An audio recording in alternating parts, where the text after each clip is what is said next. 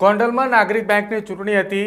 ચૂંટણી પૂરી થઈ ચૂકી, ચૂંટણીના પરિણામો પણ આવી ચૂક્યા છે, પરંતુ હજી ગોંડલની અંદર રાજકારણ એટલું ને એટલું જ ગરમાયેલું જોવા મળે છે. નમસ્કાર, આપ જોઈ રહ્યા છો ન્યૂઝરૂમ ને આપની સાથે હું છું પ્રદીપ. ગણેશ ગોંડલ નાગરિક બેંકની ચૂંટણીની અંદર જેલની અંદરથી જીત થઈ છે અને ગણેશ ગોંડલને 5999 જેટલા વોટ પણ મળ્યા છે. આ તમામની વચ્ચે ગત મોડી સાંજે ગોંડલની અંદર એક જાહેર સભાનું આયોજન કરવામાં આવ્યું હતું અને આ ભવ્ય વિજય સભાની અંદર જયરાજસિંહ જાડેજા પણ ઉપસ્થિત હતા અને તેને આડકતરી રીતે વિરોધ પક્ષની અંદર ઉભેલા યતીશ દેસાઈ પર નિશાન ટાંક્યું છે. જયરાજસિંહે કહ્યું છે કે જો રાજનીતિની અંદર તમે ચૂંટણી લડતાની પહેલાં જ તમે કહો છો કે જો આ ચૂંટણીની અંદર મારી હાર થાય છે તો હું ચૂંટણી નહીં લડું, સામે જયરાજસિંહે વળતો એ જવાબ પણ આપ્યો કે જો આટલી ભૂંડી તમારી હાર થઈ છે તો હજી તમે શેની રાહ જુઓ છો.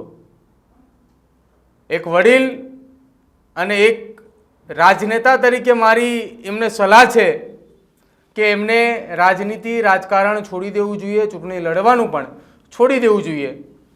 એકવાર એ પણ સાંભળો જયરાજસિંહે યતીશ દેસાઈ પર કેવા નિશાનો ટાંક્યા.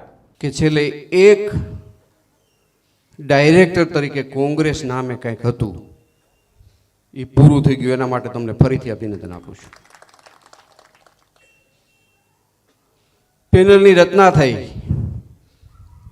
બધા આગેવાનોનો સુર કે ભાઈ ગણેશને લડાવવો છે. આવી દરેક સમાજમાંથી વાત આવી, ગણેશને લડવાનું થયું અને યતીશને ખબર નહીં કોઈને કેવો દુખાવો ઉપડી ગયો.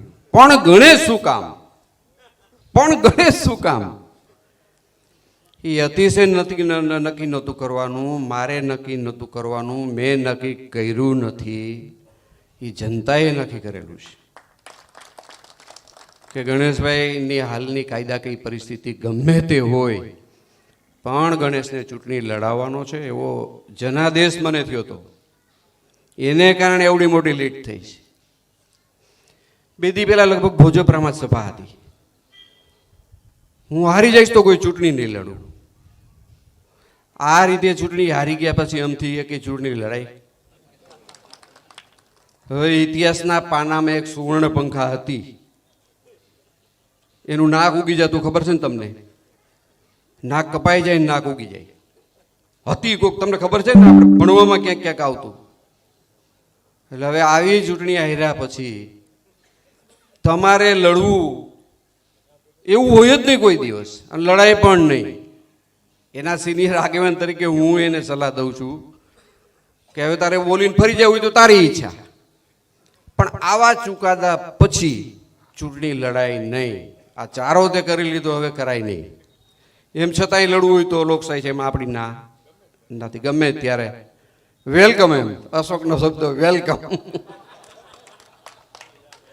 અશોક એમ જ કે વેલકમ, આવી જ જાઓ. કોઈને આમ લાઈનમાં ઊભા રાખે જ નહીં, આવી જ જાઓ. આપણી બેંકની પ્રગતિ થવાની છે મિત્રો, તમને બધાને ખાતરી આપું છું. તમારો મૂકેલો વિશ્વાસ એમાં ક્યાંય દાગ નથી લાગવાનો, એની પણ હું તમને ખાતરી આપું છું. બેંકનું નવું બિલ્ડિંગ બનવાનું છે, એની પણ હું તમને ખાતરી આપું છું. કે પીડામાં જવું હોય તો ટ્રાફિકમાં જવું, બેંકે જતા હોય એવું આપણને ફિલિંગ જ નથી થતું. બકાલા માર્કેટમાં જતા હોય ને એવું આપણને લાગે છે. આવતા દિવસોમાં એક સુવિધાવાળું બિલ્ડિંગ ગામને મળે એવા તમામ મિત્રો પ્રયત્ન કરવાના છે. હું એમાં સહકાર આપવાનો છું. સારી રીતે બિલ્ડિંગ બનશે એની તમને બધાને ખાતરી આપું છું. બેંકની અંદર ભાઈ શ્રી અશોકનો જે રીતે વહીવટ છે, તમને મને અને ગામને પૂરો ભરોસો છે કે આ વાતમાં કે આ વિષયમાં કોઈ દિવસ એની નીતિમત્તાની અંદર કચરો નથી આવવાનો. તેને કારણે જ ગામે ફરીથી એને સત્તા આપી છે. મિત્રો, છેલ્લા 2-3 મહિનાનું વાતાવરણ બન્યું. કોઈ પત્રકાર મિત્રોના નામ નથી લેવું, પણ એમાં બોલવાવાળા કોઈક બેન છે ને કોઈક ભાઈ છે ને, લગભગ જોતો નથી આવું કંઈ. મેં મારી જિંદગીનો કોઈ ટાઈમ જ નથી બગાડ્યો. કોઈ એમ કે તમારા વિશે બહુ સારું બોલાતું હતું તો હશે, તમારું ખરાબ બોલાતું તો હશે. હું તો કોઈ પત્રકારને ઓળખતો પણ નથી. આજે ચેનલમાં અત્યારે રાપડો ફાટ્યો છે, કોઈના નામે હજી નથી આવડતા. મારું સારું બોલવાવાળાનું મને નામ નથી આવડતું, ખરાબ બોલવાવાળાનું નથી આવતું, પણ આમાં જાજે ભાગે એવું બોલ્યા છે એની હું મારા સ્વભાવ પ્રમાણે, મારી તાસીર પ્રમાણે ખાતરી કરી દઉં. મિત્રો, તમે કોઈ ખોટું ન લગાડતા કે ગણેશ જેલમાં ગયો ને દાંત કાઢે છે. દાંત કેમ કઢાય? પણ દાંત કાઢવું કાયદામાં કઈ ગુનો નથી. અરે ગમે એ પરિસ્થિતિમાં દાંત કઢાય ભાઈ. મારે પણ આવો માઠા સંજોગો તો દાંત જ કાઢ્યા છે. અને અમે રોજ તમે છાના રાખવા આવો ખરા? તમે એમને રોવરાવી ન ગો, તમે એમને દાંત ન કઢાવી શકો.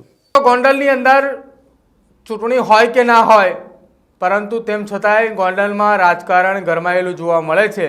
અને તેવામાં ગોંડલની અંદર નાગરિક બેંકની ચૂંટણી પૂરી થઈ છે, તેમ છતાંય હજી પણ ગોંડલની અંદર રાજકારણ જોવા મળી રહ્યું છે. ગોંડલ એ સૌરાષ્ટ્રનું રાજકારણનું એપિસેન્ટર પણ માનવામાં આવે છે કે આખા સૌરાષ્ટ્રની વિધાનસભાની ચૂંટણી હોય એમાં ગોંડલ કંઈક અલગ જ દેખાતું હોય છે. અને આ વખતે નાગરિક બેંકની ચૂંટણી હતી, તેમાં પણ ગોંડલની અંદર કંઈક અલગ જ દ્રશ્યો જોવા મળ્યા હતા. આપનું શું માનવું છે ગોંડલની આ રાજનીતિને લઈને, રાજકારણને લઈને? આપ અમારા કોમેન્ટ બોક્સની અંદર જણાવજો. અમારી ચેનલ ન્યૂઝ રૂમને આપ આજે જ લાઈક કરો, શેર કરો અને સબસ્ક્રાઈબ કરો.